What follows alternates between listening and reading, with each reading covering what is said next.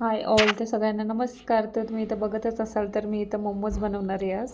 तर मोमोसाठी लागणारे मी इथे सगळं साहित्य घेतलेलं आहे. गाजर, लसूण, अद्रक आणि ब्लॅक पेपर आणि इथं मी सोयाबीन घेतलेलं आहे. सोयाबीनला इथं आपण गरम पाण्यामध्ये उकळून घ्यायचं, 5 मिनटं शिजवून घ्यायचं. इथं मी सोयाबीन उकळून घेते. तोपर्यंत इथं मी सगळं मिश्रण इथं बारीक केलेलं खिसून, आणि इथं हे सोयाबीन पण मी बारीक केलेलं मिक्सरमध्ये, आणि लसूण घेतलं एक मोठं लसूण पूर्ण सोलून घेतलेलं.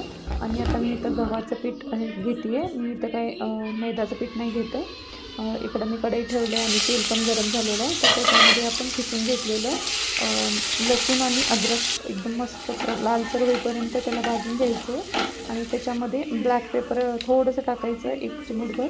इथे सगळं मिश्रण झालेलं मी ते मिक्स करते. त्याच्यामध्ये मी मिश्रणमध्ये इथं जिरे पावडर, धने पावडर, लाल तिखट आणि चवीनुसार मीठ हे सगळं ॲड केलेलं आहे. इथं आपण मस्त थोडंसं 5 मिनिट आपण शिजू द्यायचं आहे, कारण त्याच्यातलं पाणी मी सगळं काढलेलं ऑलरेडी. आपण आता इथं काय पाणी नाही आहे, तर थोडंसं आपण त्याला शिजू द्यायचं 5 मिनिट, कारण सगळं शिजून जाईल मिश्रण.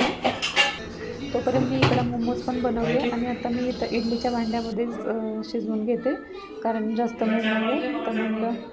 तर टेस्ट तर एकदम भारी आहे.